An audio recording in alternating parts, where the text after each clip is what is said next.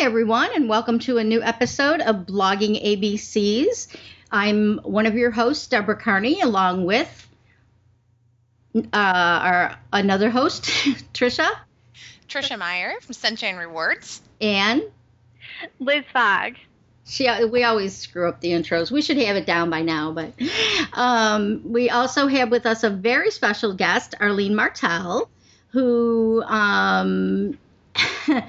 she's just kind of phenomenal because her and her husband have been on the internet for a very long time, and he's been doing things while she's been, I don't want to say in the background, but you were more of the supportive person instead of the out front person. Is that accurate, Arlene? That's right. I take care of all of the calendar and make sure that James is doing what he's supposed to be doing.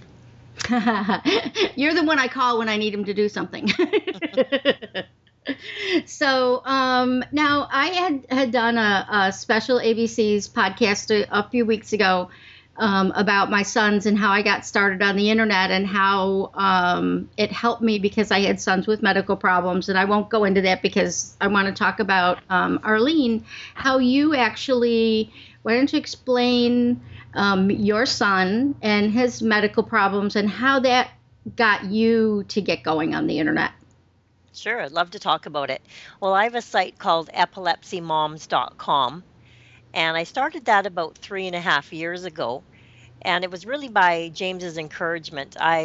For years and years, I've had binders and binders and binders of information based on my son's treatments. And, it was really just time to make a site and get that information back out there to other moms. So my son Adam is 24 years old now. And although he was born with no medical problems, at the age of 2, we started noticing some autistic tendencies coming out. And then at the age of 4, he started to have seizures. Mm-hmm. So he was diagnosed with Lennox-Gastaut syndrome at age 4, which is a very, very devastating diagnosis for parents because it's not only epilepsy, but it's the type of epilepsy they say that there is no cure for. They say that you need to basically put your child in a crash helmet and put him in an institution. Yeah. Well, of course, hearing that was absolutely devastating. And because he had when you have epilepsy, quite often there's a medication that will work to control it. Mm-hmm. And I found out so much on my journey. And with Adam, he had 3 or 4 different types of epilepsy. So he had a syndrome, which made it extremely difficult to treat because there were so many different types of seizures. So if you gave him medication for one seizure, it might trigger the other. And exactly. The more medication we gave him, we started noticing other seizures start to develop. And the side effects of the medication were horrendous. He was, this poor little guy, 4 years old, and having to go for blood tests every week to check, for liver damage.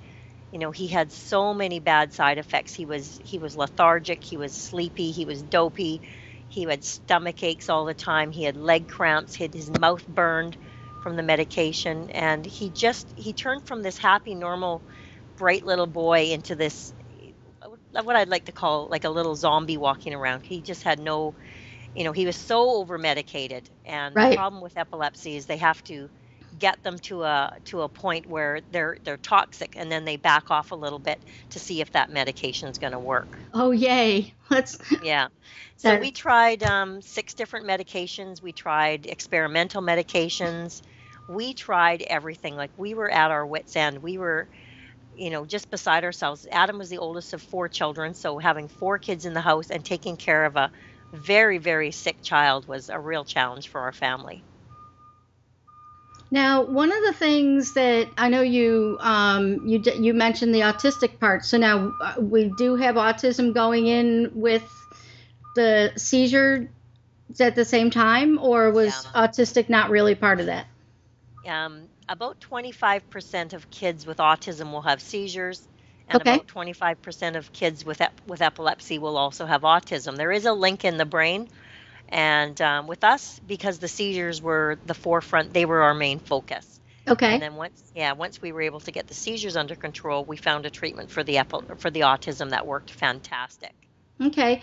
And now the types of seizures that he was having, were they, oh, I know you can have like grand mal seizures and you can have seizures that you can barely tell are seizures just because you'll Right. see, their eyes will go and they kind of freeze up and then they're done. So was he having grand mal or petit Yeah. mal or? Yep, the grand mal is now called tonic clonic convulsive seizure. So he had tonic clonic where your body goes stiff. They're basically their body is convulsing, usually one Okay. side of their body, and they're pretty much unconscious. They don't know what's going on, and the seizures could last anywhere from a few minutes to 10 minutes in length. And he had those 4 or 5 times a week.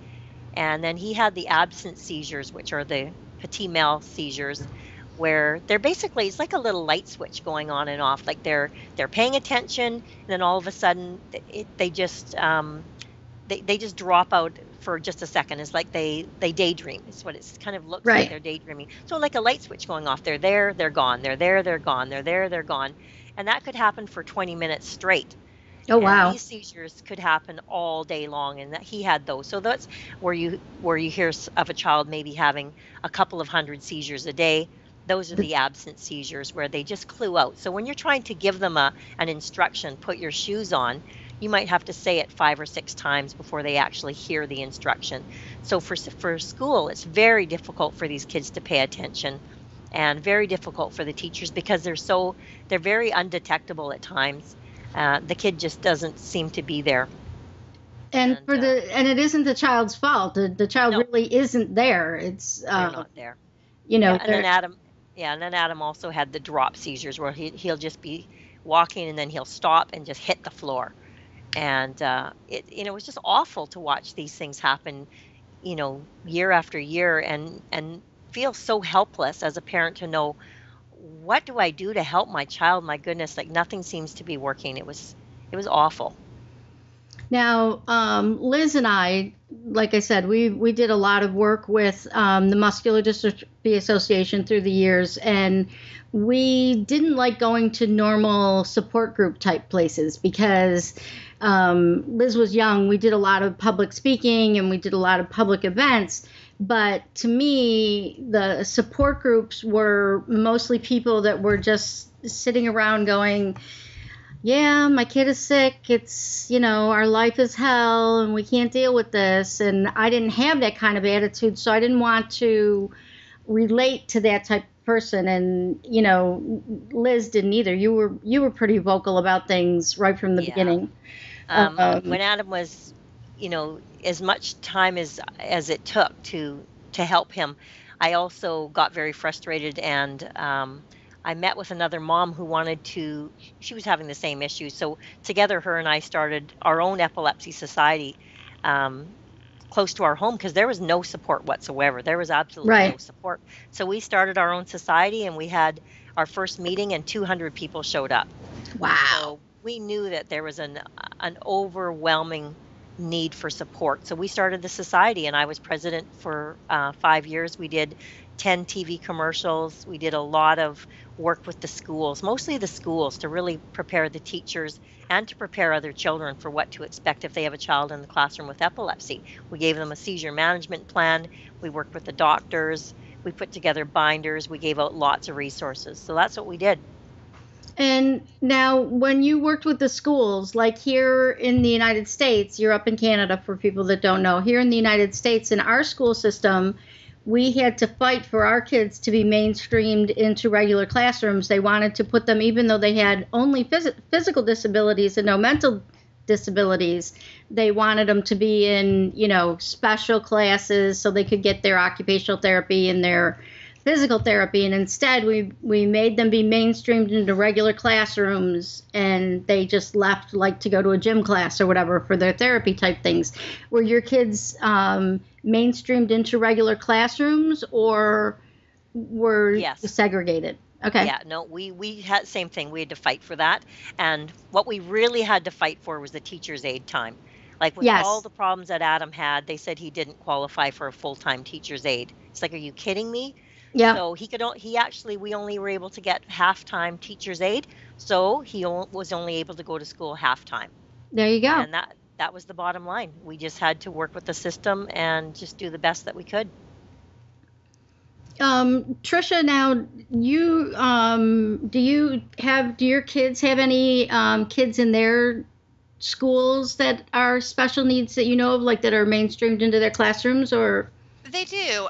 In fact, one of their I'm friends with some of the assistants of those classes, and they do mainstream in our school, and they have them where in particular they'll have the students in their own classes part of the day, and then for what they call the specials, they bring them in, so they come in for like music and PE and art and lunch, and when they did like the music programs or any kind of extra things outside of just the normal classroom, then they would bring, there would be maybe one or two children that would come into each of the different classes. So I loved the experience for my daughters who are not special needs in any way, but it was good for them to be just exposed to something different than what they're used to on a daily basis, to get used to helping other people or just getting to know people that have, really different interests and different talents than what they have. And that even though there's some kind of medical issue or some kind of issue, that they can still be normal people. That's Arlene, I think that's one of the big things that you're doing, is making sure, and one of the big things Liz and I did was making sure that, Liz never backed down from taking her brothers somewhere. It was all just part of the way we did things. But, there were other parents out there that, my kid can't do that. Or, the kid's got the attitude that, I'm in a wheelchair, I can't do this, or I'm going to have seizures. So if I go out in public, I'm going to have a seizure and be embarrassed. And instead you worked it into your life so that it became normal.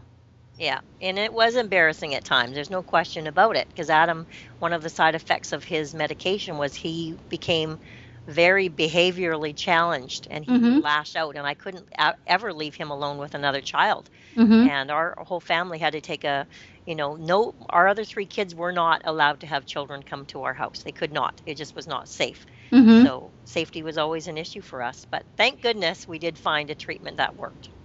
Yeah, tell us a little bit about that. I've heard about it, and then in addition to that treatment, you found the diet that helped. Yeah. So what we did is, I was basically at my wit's end. I did not know what to do anymore. We had gone through all the medications. They were talking about doing brain surgery to cut his brain in half, so one side wouldn't talk to the other. To me, that was just too drastic. And on Dateline NBC one night came this program about epilepsy, a treatment for epilepsy for children that are hard to control with medication. And the program was about the ketogenic diet. And when I saw that program, I was jumping for joy, because I said to myself, I know that this is what's going to work for Adam. I just knew there was something out there. I didn't know what it was. And basically what happened was, there was a fellow named Jim Abrams from California. He's a Hollywood TV director, movie producer. He produced Airplane, The Naked Gun, a bunch of movie shows like that. And he had a son named Charlie who had exactly the same thing that Adam had, same diagnosis. And he found the ketogenic diet doing research in the library before computers were around. And when he put his son on the ketogenic diet, his son was seizure free in a matter of weeks. And he was so upset that he had gone through so much with his doctors. He'd seen 9 pediatricians. They actually did some brain surgery. They'd tried all the drugs. They tried everything. And when he became seizure free in a week, he was like, I'm going to use my resources to get this information out there. And his good friend Meryl Streep joined in with him, and they did a show called First Do No Harm, which aired on TV. And then they did Dateline NBC. They did a couple of segments on there, and that's how I found out about the diet. So I was beside myself. I went running back to Children's Hospital and said, I want to be put on this diet. This sounds too good to be true. And they actually said Adam is a good candidate for the diet. Oh, good. And they were just bringing it into British Columbia at the time, and we were the 12th patient on the diet. And it's quite an amazing diet, because it's been around since the 1920s. And I think that's one of the things that really upset me, is that it had been around for so long and had such good results. But as the advent of new drugs came on board, the diet really got pushed into the background and forgotten about. But there was one hospital, Johns Hopkins University, that kept the diet going. They actually continued to do the diet, even just a couple of patients a month for all these years. And there was one pediatrician in particular named Millicent Kelly. She was the one that kept this diet going. And once Jim Abrams found out about it and got that on Dateline NBC, they had 500 phone calls the first day. I can imagine. I mean, when you're medicating so much, the medical community, and, I have a lot of friends that are trying to do things with, herbs and natural and, try to stay off medication as much as possible. We all know there's certain medications that we need because, they have to take care of a certain condition in our bodies. But so many doctors are ignoring the health, the obvious side, which is what are you putting into your body and what's different. And the fact that a specific diet, like you said, has been available since the 1920s, but not one single doctor thought to recommend it to you. Yeah. That's sad. Because your son was at the point where you were considering, surgery on his brain. I mean, come on, I'll do a diet first. Let's change what we're eating.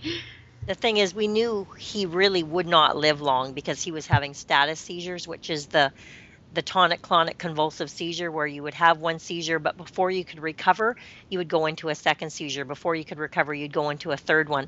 And Adam would have up to 25 of these really tough seizures in a row, and it was damaging to his brain. And a lot of kids die from that. They call it status epilepticus, and it's a medical emergency. And that happened to us 3 times.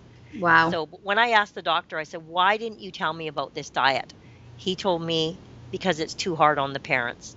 So I'm telling you, I could have smacked Hello, him. my child's dying. Upset. Give me a diet that's hard on the body, on the parents, or I lose my child. I think I'll take the diet. Thank you. Yeah.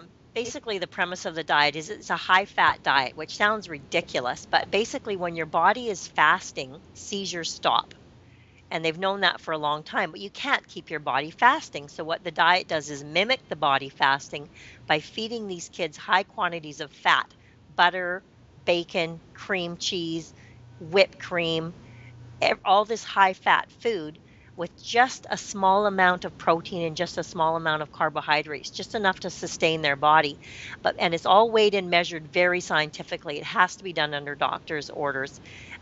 It's all weighed and measured, and it's 4 times the fat than it is to the carbohydrate and protein. Wow. But what it does is puts their body in ketosis. So the body is burning fat all the time for fuel instead of burning sugar. So it's very, very strict. We had to weigh every gram of food that went in his mouth. We had to make sure he didn't cheat. But it stopped his seizures. Like the first day we went on the diet, his seizures stopped. It was unbelievable. We were so thankful to find it. And so I really wanted to build this site because I know that there's still tons and tons of parents out there that don't know about it, and the doctors are still not promoting it as a treatment option, even though it's very mainstream. It's been in the New York Times. It's been lots of books written about it, lots of success stories. Doctors are still not prescribing it to parents. And I know that you have to find out about it yourself, and then you can take it to your doctor and ask them about it. And sometimes they will, sometimes they won't. And if you find a doctor that won't, go find a different doctor. Exactly. Because that's just, it's almost like a miracle, but like you said, it's something that is tried and true since 1920, but our society is so drug oriented, and basically, like you said, they were making your son into a zombie so that he wouldn't, they were over medicating him so that he wouldn't damage himself, but yet what's the quality of life when you're just sleeping all day? Yeah, and the thing is, they know that about 80% of the kids are helped in some way, at least 50%. Their seizures are drastically reduced. Another 30% seizures are completely gone. And the last 20%, it doesn't work for them. They don't stay on the diet. So the odds are very, very good. A lot better than the odds of going on the medication. That's just crazy. That's, and, of course, we'll do what we can. But like you said, then you built out the website. And you started as a blog. And even though you're kind of shy and you don't like to get out there in front of people, you forced yourself to build the website and to start talking about your story, which is helping a lot of people. How many members do you have now? Because you have a forum too, right? Yeah, I have a chat forum, and I do. My biggest draw comes from my podcasts, and I'm so chicken to do a podcast. And James is encouraging me, and I finally did 7 podcasts, and they're actually, I have to say, they are amazing, and they've been downloaded over 50,000 times. And basically, yeah, I've done 3 podcasts specifically on the ketogenic diet. A few podcasts on epilepsy and guilt as parents and the myths about epilepsy, and then another podcast on how to work with your child in the school environment. And then the last one was on neurotherapy, which was the treatment we did for the autism. So just getting that information out there. Now when people email me, I can just send them to the podcast, and it explains everything that they need to them. And I am so thankful I did those, because I think that they've helped a tremendous amount of people. Well, and that's the beauty of the internet that we have now, and the beauty of blogging and the beauty of podcasting, because when you blog about something, it goes into places, it's not just your own static website where you're saying something and no one ever comes to it. You get your RSS feed out into places, you have your Twitter account that does your daily posts, and then your podcasts get syndicated and go all over the place. And 50,000 downloads, that's telling me that there's a real need. And like Liz and I tried some websites back in the day to get things done. We actually started a little organization called Kids and Sibs, but then things got away from us because the siblings have a hard time also. But the fact that you're willing to, and that's the point of this podcast a little bit. I wanted Arlene to share her story because I think there's other moms out there that are struggling with either epilepsy or muscular dystrophy or multiple sclerosis or cerebral palsy, and they feel like they're all alone. And even though you had a support group and you started a support group, you had to watch television to find out about the diet. Yeah. It was a chance thing. It wasn't, but so now you can communicate out to other parents. And I think that's a really good reason for a lot of moms and dads that are dealing with kids with medical issues, or I think that's a really good reason to start a blog and just, get it out there, because you're not alone. Somebody else, no matter how rare your child's medical problem is, somebody else has it. That's right. And you know what? It gives them hope. It gives them hope that there's actually something that's going to help their child. The emails I get are amazing. The one thing I was going to say about the diet is it's not a forever thing. Most kids only go on the diet for 2 years. Adam had to go on it for 5 years. But after that, they go back to normal food. He's been on a normal diet now for 10 years and has never had another seizure. So it's not a forever thing like the medication is. It's a short term, and it seems to just cure them, and then they're good to go. But I've had people email me and say that I have a little ebook that I had put on my site called Getting Adam Back, A Mother's Triumph Over Epilepsy and Autism. Little ebook that people can download, and it kind of just tells our story. It tells everything that we've done. And one woman said she printed it out and she has it sitting on her counter so that she can see Adam's face every single day, and it just gives her hope that the same thing is going to happen for her child. And it makes, I could cry, the stories I get, because people, they go to their doctors and they don't get help, or they just don't know what to do, and just to find somebody else who's been through what they've been through is such a blessing for them. And believe me, I've been more blessed by the people on the emails that I've gotten, far more than I ever thought when I started the site. I really just wanted to get information out there, tell my story, but I had no idea the impact it would have. Well, you've got the master marketer, sitting in. Yes, I do. Sitting in the other office. Yes, I do. James is amazing. So I basically have the little blog going on there, and I don't have time to be blogging all the time. I hire a writer sometimes. Quite often I'll go onto YouTube and go and grab an epilepsy video that's got good information or something that's related to epilepsy, and I'll send it off to my writer. I'll have them basically watch the video, and then they'll write an article about what's on that video, and then we'll put the video underneath. So there's all kinds of different ways to get information on your site without having to sit down every single day and write your blog. I just don't have time for that. And that's a brilliant idea. I forgot that you were doing that. That is absolutely brilliant, because then the folks on YouTube that put the video up, they're getting more exposure from being on your site, and everybody gets more information, and you're not sending them away, go here and do this, go here and do that. You're keeping it all in one place so they can just come back to your site and, get the information that they're looking for and find out something new. I'm sure you send out a newsletter with, these are the new things on the site this week. And that's very interesting that you only have to be on the diet for a couple of years. I thought it was going to be a lifelong thing. Nope, it's great. And I still watch what he eats, make sure he doesn't get too much sugar and gets enough sleep and all that. But no, there's absolutely no seizures. They're completely gone. Unbelievable. So then finally, when we did get the seizures under control, just the last thing I'll talk about really quickly was the autism. Once the seizures were under control, all of these autistic tendencies came out full blown, because we really hadn't noticed them because the seizures were so in the forefront. Right. But we found a treatment called neurotherapy, which is an amazing treatment, and it's very easy for the kids and fun for the kids. And basically they do a brain map of your brain, and you have all of these neurotransmitters in your, all these little spots on your head, like a brain map.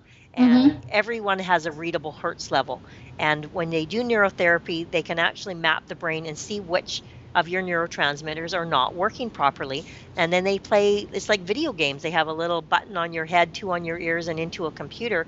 And they have the kids, chasing balloons around a screen and racing cars and doing all kinds of fun things. But it's actually working to change the slow wave activity in their brain through biofeedback. It's completely painless. They don't even know what's going on. They're just having fun. They changes their slow wave activity. It brings their Hertz levels back to normal.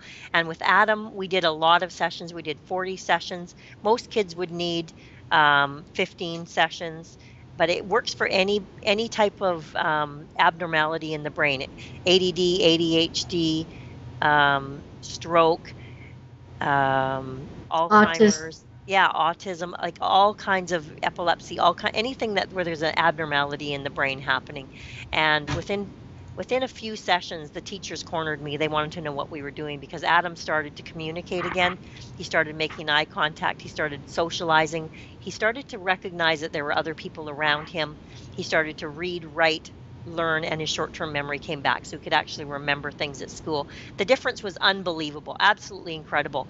And then after 40 sessions, all of his obsessive compulsive was gone, completely gone. And believe me, he was that's astounding. Difficult. Yeah. Like we had to have notes all over our house, like how to use the VCR, how to brush his teeth, how to, do anything. We had these notes all over our house because he just couldn't remember. And his whole life opened up once the neurotherapy was done. So there is a podcast on my site called Medicating Your Child is Not Always the Best Answer. And it talks about neurotherapy, where I interviewed the doctor that did the treatments on Adam, and he explains it in great detail how neurotherapy works. So if anybody has a kid with autism, go listen to that podcast. It's quite amazing. Now, was that done at a hospital up in Canada, or was it an outpatient, or? Yeah, he just has his own private clinic. So it was done here in Vancouver, and we just went to his office, 2 to 3 times a week, depending on our schedule. That's brilliant. I want to find out about that. I have people I want to send there. Yeah, it's quite amazing. Not to make light of it, but I mean, we know some adults with autistic tendencies and with some Asperger's, and, to think that maybe if they could go have a couple of these treatments and then, they would be more symptom free, Yeah. That's amazing to me. Again, it's a treatment that nobody knows about and has been around for a very long time. And it's not invasive. No. It's not invasive. It's fun, and there's no medication. So that's without those two treatments, honest to God, I don't know where we would be. I'm just so thankful that we found them both. Well, that's just awesome. I know, Liz, you didn't say very much. you were kind of listening, but like I've mentioned a few times, I mean, we made sure your brothers were involved in a lot of things. You did a lot of stuff with them. Mainstreaming was a part of your life, and taking care of them. Well, and it became a part of everyone in the school's life because it was so new in our school district at the time that it was really an embodiment of each of the boys' classes, and their whole grade level, and getting all of them involved, and then having the opportunity to teach basically the whole school about what it meant. Yeah, like Chris had to go out for 20 minutes and do, physical therapy and come back. Danny was the basketball scorekeeper, so the kids in the school included them in things. And I do have one cute story that I forgot about. When Chris was in 5th grade, and just a quick backstory, my sons had a form of muscular dystrophy called spinal muscular atrophy, and they were in wheelchairs pretty much their whole lives. But they had normal brain cognition. They were just weak and couldn't stand. And so the 5th grade teacher had a project she wanted to do one day, and it was, called something that's different about people. And she wanted me to come in because she's like, I'm afraid of what they're going to say, when Chris goes up there, and, and they had this discussion, and they were talking about the different kids and the things they are. And the teacher said, what's different about Chris? And they said, he's got black hair. He has to leave the class once in a while. Nobody at all in the classroom said, he's in a wheelchair or awesome. He's different. And all the parents in the community would come together. And again, Liz can attest to this. They would, go to people's houses, and their wheelchairs were not lightweight. And parents would carry the wheelchairs up into their kids' houses, so that they could have a social life with the kids in the community.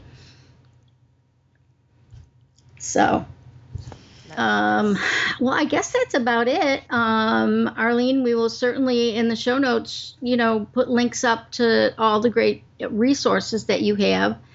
And I just, like I said, I just think it's really, really important, and it's really exciting that the internet gives us a way to reach out to people that might not normally hear this. So, this will be heard worldwide, and people can, hopefully learn something and try the diet, or try how do you say the other one? Neurotherapy. The neurotherapy. I know a lot of people that can use it, and hopefully we can get at least 1 or 2 people on the path, and get some people not only to come to your site, but go to other sites. Tricia, at Sunshine Rewards, you have a chat forum. Do you have like a general forum, or is it always just chit-chatting about?